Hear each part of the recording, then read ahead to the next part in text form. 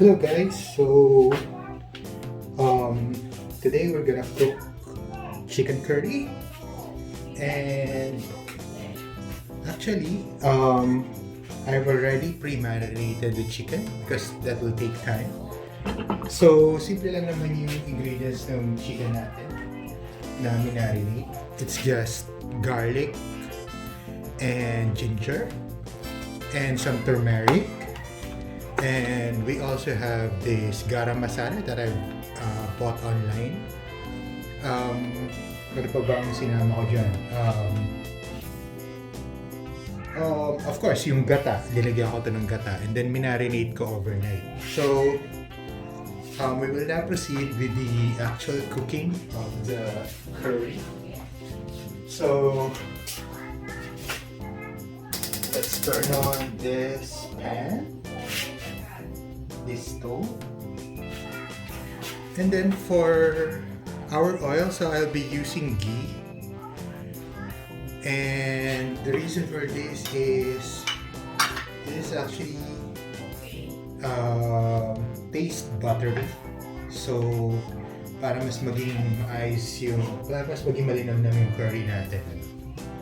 So just use itong ghee. Medyo mahal rin ito. So, first step natin sa pagluluto nitong curry. So, assuming ito nga na marinate natin overnight yung chicken natin. Of course, ililisan nyo muna and ensure nyo na makover yan. And then, the longer na ma-marinate natin yan, the better para mas manood yung flavor. So, earlier, I've already chopped some garlic. So, try lang muna natin to.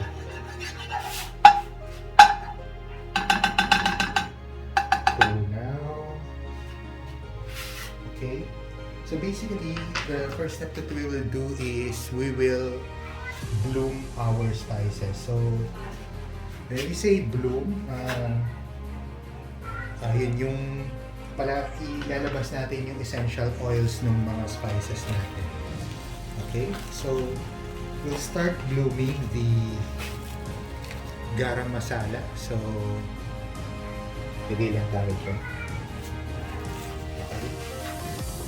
So, what does blooming actually do? So, it actually enhances yung flavor pa natin sa labas ng spices yung kanilang flavors. Okay. And then we'll add some garlic. So although itong minarinate natin chicken may garlic na yan. So para pa mas labas natin yung spice natin. Baka mas malina.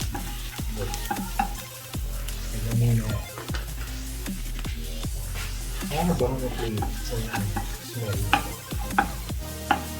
Okay. So itong garam masala na gamit natin, ingat lang kayo kasi yung ibang garam masala, meron na siyang added salt. And itong version itong garam masala na to, wala pa siyang salt. So we're good na magdagdag ng pang-alat yan. So, I'll just probably use patis or salt flavor. So, okay. Ang isa pang maganda rin dito sa ghee, kaya ako siya gawin paluto kasi mataas yung temperature niya. So now we will add the chicken, yung marinated chicken natin.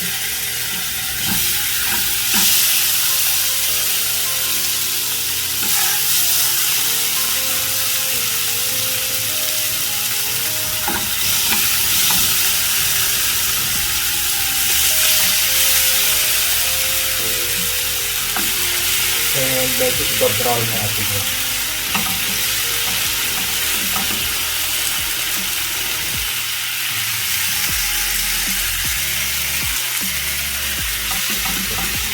Nandito pa ibang Dito pa yung ibang spices. Nalagay natin yung mga ginger and garlic. Saka yung gata. Pre-mix ko rin kasi ito eh. Minarinate ko.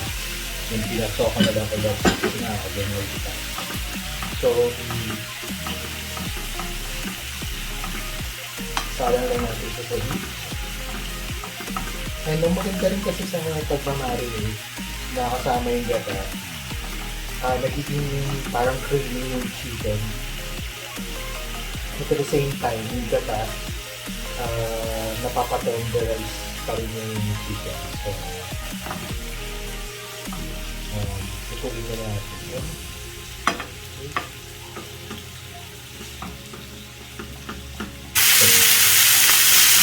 So, may mga char na siya. Parang fried char. Our next step is to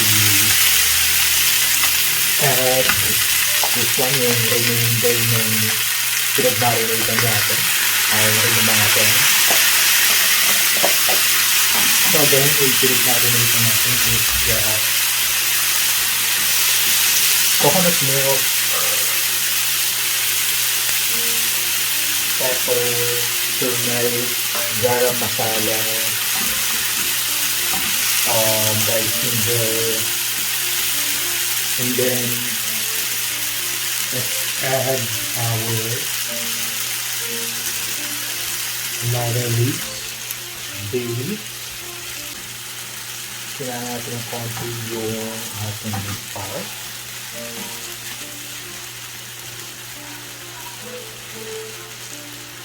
And what we will do is add some more coconut cream.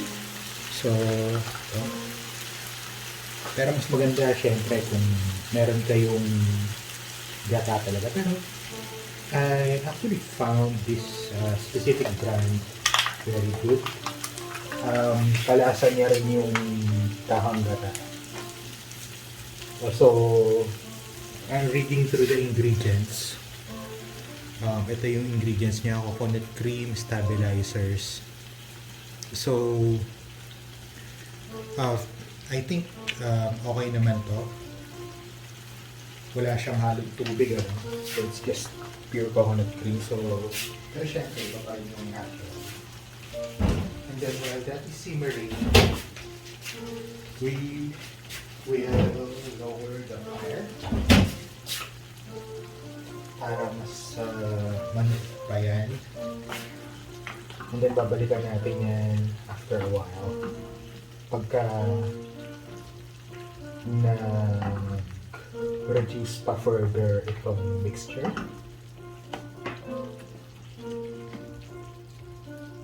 Okay. And then while that is simmering, lagay natin ating carrots.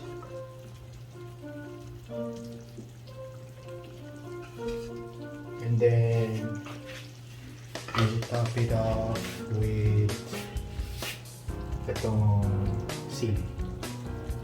So, let's wait for it.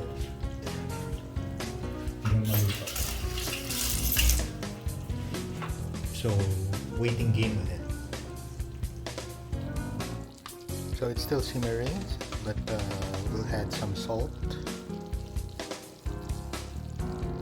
and wait for it until ma-reduce yung coconut cream.